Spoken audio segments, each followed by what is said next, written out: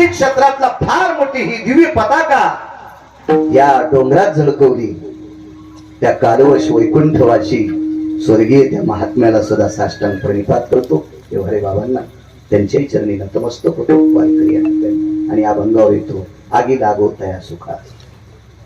श्रीमंत श्री जगद्गुरु तुकोबाराय म्हणतात की त्या सुखाला आग लागो की जे सुख मला देवाचं नाव घेऊ देत नसेल. पहिला मुद्दा आहे चारवाकांचा. हे रात्री चारवाकांचं नाव काढलं होतं. चारवाक इतके हरामखोर असतात साहेब. चारवाक आपल्याच जन्माला येतात, आपल्या सोबत राहतात, आपल्या सोबत मोठी होतात, आपल्या सारखी कपडे घालतात आणि भडवे आपले वाभाडे काढतात. त्यांना चारवाक म्हणायचं. चारवाक कधी पण आपल्या धर्माचे वाभाडे काढतात. ही चारवाक असतात, ही नालायक असतात, चारवाक असतात. तुम्ही अजून बी काही लोक म्हणा, कीर्तनानं कुठं सुधारले, तमाशानं कुठं बिघडले, अशी म्हणणारी भडवे आपल्यात येतं, अशी म्हणणारी नालायक आपल्यात येतं. यांना चारवाक म्हणायचं. हे आपली जरी असतील तरी चारवाक आहे. हे चंद्र सूर्य निर्माण झालेत का, हे विश्व निर्माण झालं का, त्यावेळेस पासून या नालायकांची संख्या आहे. अशा एका चारवाकांनी प्रश्न केला, का हो तुकोबाराय म्हणतात सुखाला आग लागो, सुखाला आग लागो, मग या संतांकडे सुख आहे का? त्याला माहित आहे का नालायकांना संतांकडे किती सुख आहे? ज्याच्या कृपेने साहेब विश्व चालते ना. वृक्षाचे पान हरे ज्याची सत्ता, राहिली अहंता मग कोठे. हो तुझिया सत्तेने वेदाशी बोलणे, सूर्याशी चालणे तुझिया भले. आता बिना मंडपाची सावली दिली का नाही? किती पुस्तकं वाचणारी इथं आल्यावर सूर्य उघडा पाडी. किती किती पुस्तकं वाचल्या, सूर्य उघडा पाडू शकते. आणि जर ऊन पडल्या माऊली तो करू शकतो सावली? नाही ताकद. ही पंढरपुरातल्या मालकात ताकद आहे, ही काशीतल्या मालकात ताकद आहे. बाकी नाही कोणात ताकद, ही त्यांच्यात ताकद आहे. मग ऊन पाडायची, शिरा पाडायची, पाऊस पाडायची, गारा पाडायची, कोणात ताकद आहे? त्याच्यात त्याच्यात. तो मोठा किती असेल याचा विचार करा. त्याच्या मोठेपणाचं माप करायला आपल्याकडे तराजू आहे का? नाही. अजून एक मोठेपण सांगू का त्याचं? साध्या भाषेत कळेल, रुचेल, पचेल अशा. जास्त मी अडचणीत हात घालीत नाही, इचू निघत असते. कशाला उगा अडचणीत हात घालायचं? आपलं सोपं बोललं पाहिजे, उगा जास्त काय नाही. तुम्हाला आणि मला किती दिवस वाचवायचे हे ज्याच्या हातात आहे त्याला जगाचा पाप म्हणतात. डॉक्टर साहेब तुम्हाला मान्य करा,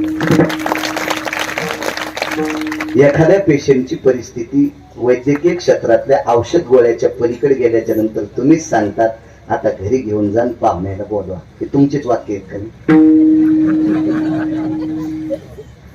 मला याच्याकरता सांगायचे, काही नालायक लोक एखादा पेशंट गेल्यावर डॉक्टरच्या कॅबिनला गर्दा करते. मी रात्री काल दुपारच्या कीर्तनात डॉक्टर ही व्यक्ती आजाराचा निदान लावून औषधोपचार करणारी व्यक्ती. देव नाही. वैद्य वाचविती जीवा तरी कोण ध्याती देवा. आयुष्याची मर्यादा संपल्यावर डॉक्टरला जावं लागत नाही का? जावं लागते. हे तितकंच खरंय. मग तुम्हाला आणि मला इथं किती दिवस ठेवायचं हे ज्याच्या हातात आहे त्याला जगाचा बापच म्हणावं लागेल ना, विश्वाचा मालक म्हणावं लागेल. विश्वाचा मालक. याच्याही पलीकडे सांगू का, तुम्हाला श्रीमंत किती करायचं, भिकारी किती करायचं हे पण त्याच्याच हातात आहे. येन प्रारब्धो वयोयाती ललाटम प्रपटलेषु अर्थे यत् संपने जायतो भनंगाम भनंगा भनंगा यच्चायते पानकस्ता. भनंग म्हणजे भिकारी, राम म्हणजे राजा. राजा करायचे, भिकारी करायचे. ललाट प्राप्तो यच्चायते सकला तुम हस्ते शिक्रियानाम. या सगळ्या गोष्टी त्याच्याकडे येतात. म्हणजे भिकारी करायचंही त्याच्याच हातात, श्रीमंत करायचं त्याच्या हातात, राजा करायचं त्याच्या हातात. वाचित कोण नाही हो.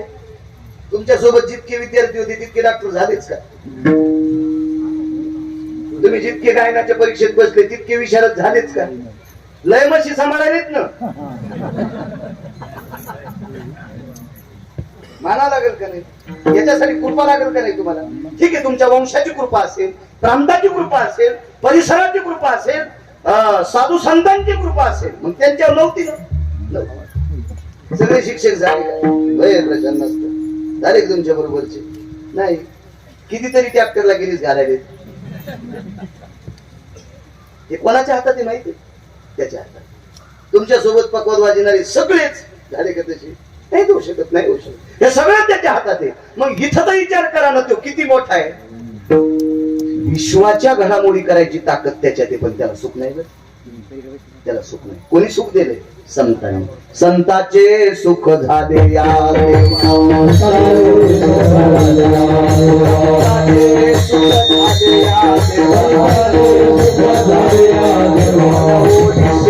करे त्यांची.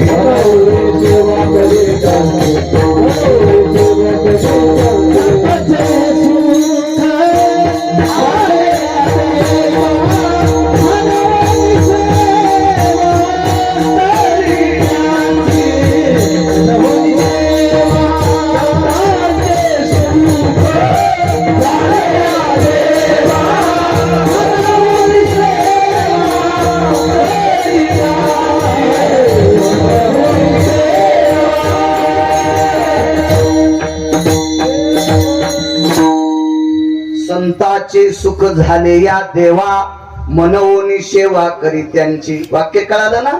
देवाला संतांकडनं सुख प्राप्त झाले आणि फुकट नकोय म्हणून सेवा करते. सोपं उदाहरण सांगतो, कळेल रुचेल. तुम्ही आले म्हणून चोंबाळीत नाही. गुरुजी माहिती आहे ना, माझा अपघात झाल्यापासून कुठे जातोय? साहेबांच्या हॉस्पिटलमध्ये. किती माझ्या शरीरावर चर्या केली, चर्या तुम्ही. पण तुम्ही जर म्हणले महाराज माझं गेट सांभाळा बरं घंटाच, तर किती धुनकुट येईल मला. वाची खोटं बोलायला होत्या. किती मिरच्या लागत्या गिरगावच्या बाळाला. डॉक्टर साहेब मला भेटवर राय म्हणले. गेली असून चर्चा, मला का दुसरे डॉक्टर नव्हते का? ही हिंमत द्यायची, ते मला गेट सांभाळ म्हणले. गिरगावच्या बाळाला पण धुनकुट येते. पण संतांचं सुख ज्या देवानं संतांकडून घेतलंय का, तो जगाचा मालक. दत्त चोपदारी कधी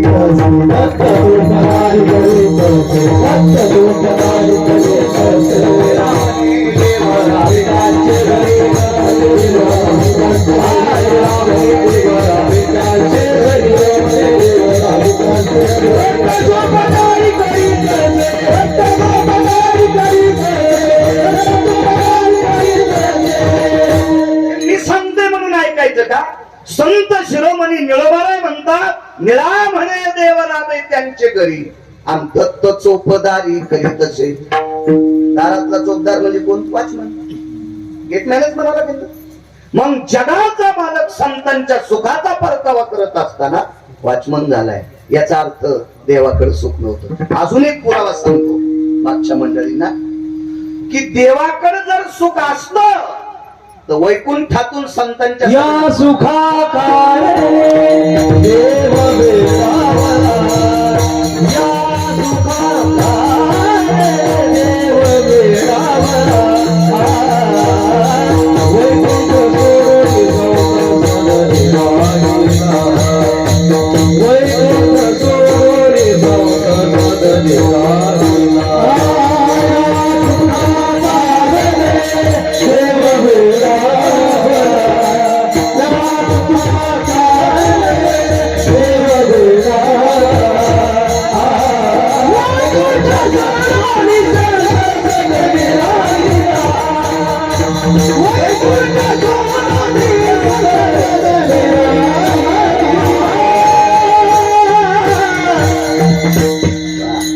सहज नाव विसरलं.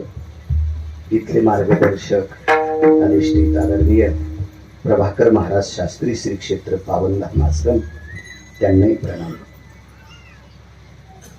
अजून एक विसरलंय. मी रात्रीच्या कीर्तनातही बोलून गेलो. काल दुपारी सुद्धा बोललो, बारामतीकडे होतो दुपारी. पंढरपुरातल्या मालकांनी आपल्याकरता एक देवदूत पाठवलाय. मंदिराच्या जीर्णोद्धारा करता आणि गौमातेच्या सेवे करता असा एक देवदूत आदरणीय पूजनीय वंदनीय सद्गुरु पाचपोर बाबा, ज्यांच्या मुखाविंदातून आपण माझ्या विटेवरच्या मालकाचीच पण कृतात्रेता युगातली कथा श्रवण करत होता प्रभू रामचंद्राची. त्यांनाही प्रणाम करतो. या सुखाकारणे देव येडावला. मग ते हे सुख कोणतं होतं ते घरी गेलं पहा, पण देवाकडे नसावा. या सुखाकारणे देव वेडावला आणि वैकुंठ सोडून संत सदनी राहिला. बरं, संतांकडे सुख घेत असताना संतांची घर तरी कोणती चांगली होती? आता त्यांच्या अभंगावर आम्ही कीर्तन करून घर बांधले, असे घर त्याला नव्हते. घर नव्हते. पाहुणे घराशी आजी आले ऋषिकेशी, काय करू उपचार उपमोड की जर्जर. माझं वाक्य. आता आम्ही त्यांच्या भंगावर कीर्तन करतोय. मला गुलाबाचे फुलं टाकले तिथून इथपर्यंत. गुलाबाचे फुलं टाकले. नाना प्रकारचं जेवायला काय होतं, यांच्याकडे देव जात होता आणि देव यांच्याकडनं सुख घेत होता. त्यांची इथं खाना काय होतं, दरदरीत पाण्या माझी रांधेल्या कन्या. महाराष्ट्रात एखादं घर असेल का त्याची इथं पानपुरा नसेल? इकडे घ्यायचं काम नाही ना. सक्रातीला ह्याची कुणी केलं द्यायला. आता तुम्हाला सांगतो, भांडे घासायच्या घासणे इकडे घ्यायचं काम नाही. आमच्या इथं संक्रांतीला इतक्या शॅम्पूच्या पुढे आल्या की आम्ही गाडी पण शॅम्पूच्या पुढे न धुतो. काही दिवसाला यायनं गहू ज्वारी गॅस वाटावं म्हणजे बस झालं. बाळाला पुन्हा ताण नाही. पण या मोठ्या चतुर येतात, ह्या तोंड पाहून वांदे की बऱ्या घरची बाई आली की गुळाचं ढेकूळ, जरा बऱ्या घरची आली की मग बघवत, आणि गरीबाची बाई आली की शॅम्पूची पुडी. होंडी होशीन होंडी झाला.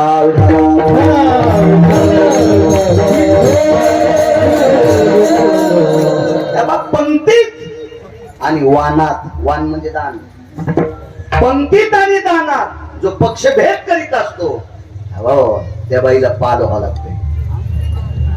येन दातृत्वाम भयस्थितो शंका भय व्याप्तेषु आगा केहाम यच्चायते भक्षन्ति कीटका नैवं गिरगावकर लिखितम. गेह म्हणजे घराच्या भिंतीवर सरपटणारे प्राणी. त्याचे पुढचे 2 श्लोक राहिले, असू द्या जाऊ द्या, ते तुम्ही घरी गेले पहा. आणि भक्षन्ति कीटका हा पादच. मग किडे खाणाऱ्याच्या कुळात जावं लागते. चुका करायची नाही माझ्या माईने. कशाला कीर्तन ऐकायचे? आपल्या चुका दुरुस्त करण्यासाठी कीर्तन ऐकायचे. काय सांगत होतो? सुख सुख कण्या होत्या हो, खाला कण्या. पानपुड्याचा विषय सांगत होतो.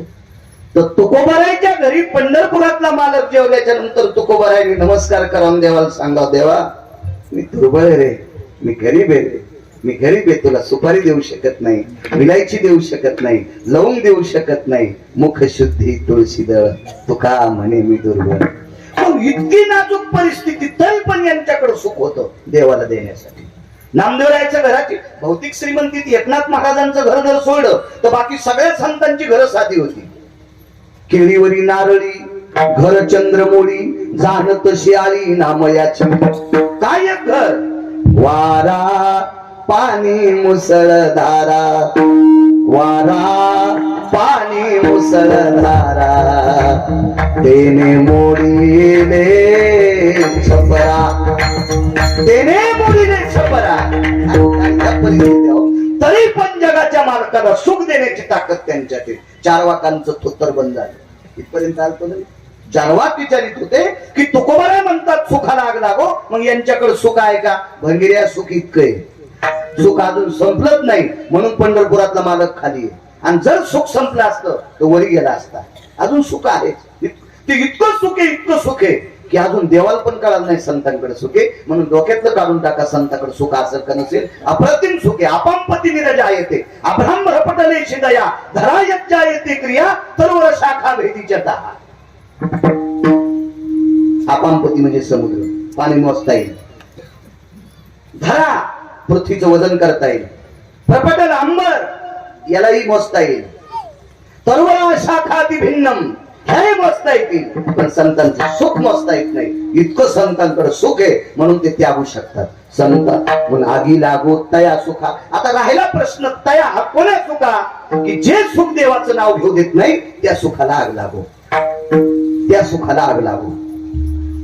उदाहरणार्थ एखादा राजा असेल, आणि राजा रिकाम्या वेळात जर देवाचं भजन करीत नसेल तर त्याच्या सुखाला किंमत नाही. अशा सुखाला आग लागू. मग ऐका पुरावे, तुम्ही मला फक्त आशीर्वाद देत राहा, त्याच्यावर बाळू बोलत राहील. विठाला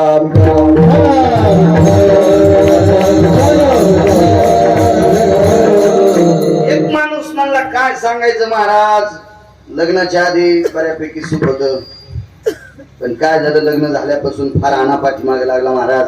काही सत्यात येणं होत नाही, तुम्हाला फोन करणं होत नाही, काहीच नाही. काय महाराज, लय चांगलं व्याप, काय सांगायचं. त्या 7-8 म्हशी, 9-10 गाई, ते दूध नेणं, पेंड आणणं, ते पैसे. अहो महाराज, बँकेत टाकायला वेळ नाही. अरे बापरे, रावणाचा चुलताच. कोणाला सांगायला, गिरगावच्या बाळ्याला काय सांगायचं महाराज, वेळच नाही. मग एका बायकोला जर वेळ नाही म्हणत असेल तर त्याला 16,108 बायका येतात. त्याला कशाला तुम्ही म्हणता पाऊस पार? त्याला वेळ तरी कुठून भेटेल मला सांगा ना. आणि पोरं तर 56 कोटी यादव, कसा वेळ भेटेल त्याला? अशी थोडीशी कल्पना केली पाहिजे ना. सगळे बोट दुसऱ्याकडेच नाही दाखवले पाहिजे. कधी एखादा आपल्या बी डोळ्यात घेतलं पाहिजे ना. आपल्याला एक पपेची माहिती माणूस म्हणतो वेळ नाही. एकच हाय. आता नसतो मी ना, पपेची मायच तशी भेटल्या वेळ भेटत नसतो. एकदा घोडी घेतली, तुम्हाला माहिती नसतं, तुम्हालाही माहिती. घोडी मला नाद होता, घोडी कोणाला बरमुडी घे, काही घे, आपण घोडीच घेतली. दुसरा नाद नाही काय. घोडी घेतली, पण त्या घोडी विकणाऱ्याला म्हणलो आम्ही, तुला म्हणलं तितके पैसे देतो, मी कमी करीत नाही, 4-2 हजार रुपये तुला आगाव देतो, पण पहिले दिले तुरीचे, मग नंतर 4-2 दिले ती कीर्तनाचे देते. माणसानं खरंच सांग. पण त्याला म्हणलं मी घोडी बसून पाहिजे. म्हणलं बसा. पहिली चाल, पहिली दवड, महादवड आणि शेवटची 3री चाल जी असती ती 55-45 स्पीडची असती. या 3ही चालीत घोडी बसली. आनंद वाटला. पैशाचं गोठुडं दिलं, घोडी घरी आणली. पण घोडीला 4थी खोड होती माहिती. घोडी बसल्यावर पहिल्या चालीत चालायची, दुसऱ्या चालीत चालायची, 3ऱ्या चालीत 3 चाली असतात, पुन्हा नसली चाल पुन्हा आज ती माणसं पाडायची. तिला ती याच्यात धरीत नाही. मग मी मस्त घोडीवर बसलो. त्या दिवशी कीर्तन नाही, काय नाही, शेतात गेलो, घडी पाहू लागले. वाजनातच बाय नवीन घोडी आणलेली. नवीन घोडी असल्यावर माणूस जरा वेगळ्याच वजनात असतं. नवीन घोडी असली की आरशात पायगन पावडर. तुम्ही कोणती घोडी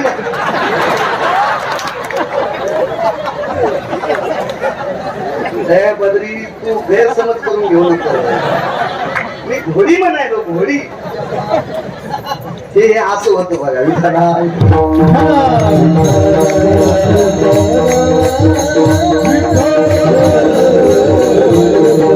बसलो घोडीवर, आनंद वाटू लागला. ह्या घोडी उगी अशी चलत होती, मनका पण हलत नव्हतं. मनका पण घोडीला एक खोड होती. बोर दिसली की तिच्या खालून जात होती. लोंकाळ्याला बोरी खालून जात होती. लोंकाळ्याला मी आधी 4-2 बाऱ्या बसलेलो होतो, म्हणून मला कळालं आता घोडी काय आखडत नाही कडे, ही बोरी खालून जाती ना आपलं थोतर वरबडी ती नवली आली. धकलं. अशा घोडीवर बसण्यापेक्षा पायी चाललेलो आहे का नाही. अशी घोडी माणसाच्या जीवनात भेटू नये. मी घोडी म्हणायलो. आयंदळ घोडीशी पायंदळ भला आणि अवकुशळ बायकुशे सांगत नका. वैकुंठवासी बापूसाहेब मालक, दिंडी क्रमांक 15चे मालक म्हणायचे, आयंदळ घोडीशी पायंदळ वाला आणि अवकुशळ बायकुशळ आणता वाला. मी नाही म्हणायचे, ते म्हणायचे. मग अशी जर असेल तर वेळ देत नाही भजनाला. अशी जर असेल तर भजनाला वेळ देत नाही ना. अशा सगळ्या नसू शकतात ना. सगळ्यांनी तेच म्हणावं, मी प्रपंचात आहे, मला भजनाला वेळ भेटत नाही, मला भजनाला वेळ भेटत नाही. मूर्खपणा चुकलो. 1800 बायका साहेब, 1800 नागरे, जर 1800 कशा होत्या? इथं बसलेल्या माझ्या माईंना सांगतोय, त्या 1800 बायकांमुळे तुम्हाला श्रीमंत पदवी मिळाली. ज्या घरी कुलस्त्रिया, राज्य, राणी व संपत्ती, त्या इतक्या अधिकारी होत्या. त्या 1800 पैकी एखादी जर रात्री 1 वाजता उठली ना डॉक्टर साहेब, 1 वाजता उठल्याच्या नंतर पहिला हात तिचा डोक्याच्या पदरावर जायचा. पदर सरकलाय का पडलाय का डोक्यावर, तिचा आचळू सरसावला. आचळू म्हणजे पदर. इतक्या नीती संपन्नीतल्या होत्या. आता राहू द्या, तो होऊन जात. मी त्या सांगायलो 1800, मी तुम्हाला कुठं सांगायलो, मी तुम्हाला नुसतं सांगायलो, तुम्हाला घ्या म्हणजे मी कुठं तुम्हाला म्हणतो. आणि जर तुम्हाला आचरणात आणायचं असेल तरी पुराणातल्या 2 गोष्टी सांगतो. देवानं पैसे कोटीनं द्यावा पण उघडे नाही ठेवा. देवानं पैसे अब्जानं द्यावा पण उघडे नाही ठेवा. देवानं पैसे खरवानं द्यावा, जिंच्या पॅन्टीवाल्याला आकडा कळत नाही, फक्त हो म्हणा. निखरवानं द्यावा, पद्म देवा, शंखू देवा. एकावर किती शून्य म्हणजे शंखू.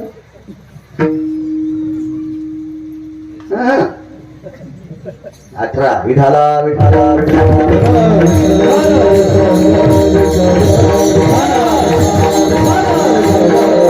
इतके पैसे द्यावा पण डायरेक्टच्या पुढून नाही ठेवा. पैसे डायरेक्टच्या पुढून उघडे ठेवायची वस्तू. लक्ष्मी झाकलेली असावा. एक देशायाम भारतेषु अंगनास्तताम सर्व कायाम अंबरेषु यत्पुनिता दर्शायाम मात्रेषु स्थिता. जाबाली नावाच्या साधूचं वाक्य. रमा म्हणजे पैसे झाकलेले असावा. देशायाम भारतेषु कामिना म्हणजे स्त्री. अंगा कायानवरधेषु अंबरा. काया म्हणजे शरीर आणि अंबर म्हणजे वस्त्र. सगळं अंग झाकलेली स्त्री असली की तिला नमस्कार जगदंबा म्हणून करत जावा. पैसे झाकलेले असावा आणि या देशाच्या स्त्रीने जास्तीत जास्त अंग झाकलेला असावा. हा वारकरी संप्रदायाची, पुराणाची, वेदाची, शास्त्राची, ऋषीची, मुनींची मनोगतातली कोरशी कल्पना. विठाला विठाला.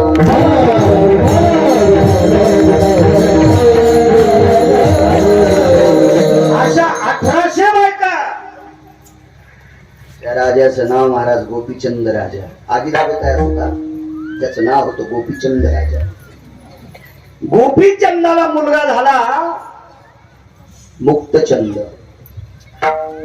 आईचं नाव मैनावती. आगी लागत आहे असं का सांगतोय काय मालकांचा. 1800 बायकापैकी रोज 300 बायका आंघोळ घालीत होत्या. मी काय तिथला सरपंच नव्हतो असं पुराण सांगते. पहावे पुराणी विचारून पुराण सांगते. रोज 300 बायका. सनई, चौघडा, सूर, बावनिया चंदनाचा चौरंग, सोन्याच्या फिरक्या, हत्तीच्या दाताचे पाय चौरंगाला. एवढं वैभव होतं त्याच्यात. त्याचं नाव होतं गोपीचंद. त्रिलोचन राजाचा पुत्र. बापाचं नाव त्रिलोचन, मुलाचं नाव गोपीचंद, त्रिलोचनाच्या नातवाचं नाव मुक्तचंद. त्याच्या पुढचं ऐकायचं का? पण हेच 3 ध्यानात करा. बस झालं. जास्त गोळ्या घेतल्या मला वाटतं रिॲक्शन येत आहे, त्याच्यामुळे बस झाली 3. त्याच्या पुढचं पुन्हा कधी पाहू. असा हा गोपीचंद. पण त्रिलोचन नावाचा राजा निघाला. एके दिवशी गोपीचंदाचं स्नान चालू आहे. आई गोपुरावर होती. गोपूर म्हणजे माडीची पडवी, ज्याला आपण सायवन म्हणतो. खालचं वरचं जेवढे मजले असतील तेवढे. आपल्या आताच्या भाषेमध्ये पोर्च म्हणावं लागेल. पोर्च. पडवीत होते, पोर्च्या सायवानात होते. आणि वरून चौकात आपल्या मुलाचं स्नान आई पाहत होती. सुरसनई चौघडा वाजत होता. काही पत्न्या पाणी घालीत होत्या, काहीने उठणं लावलेलं होतं. काय काय वैभव. या विश्वास संसारात फक्त 9 लोकांचं वर्णन केले, त्याच्यापैकी एक राहू नये. 1 नंबरला संसारात सुख कोणी बघितलं असेल तर त्याचं नाव आहे राजा भरत. त्याचं नाव आहे राजा भरत. त्याच्या भौतिक श्रीमंतीचं वर्णन पैठणच्या मालकांनी गोडस सुंदर केलंय. कधी जर वेळ भेटला, रिकामा वेळ, तर भंगिऱ्याला चाटिंग करण्यापेक्षा चांगल्या माणसांच्या वया वाची जा. देव तुमचं खूप चांगलं करेल. विठाला विठाला.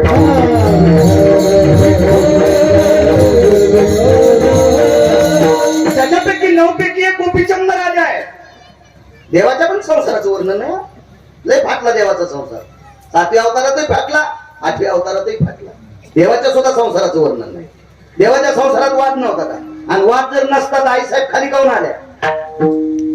राधेला मांडीवर घेतल्यामुळे आईसाहेबाला राग आला.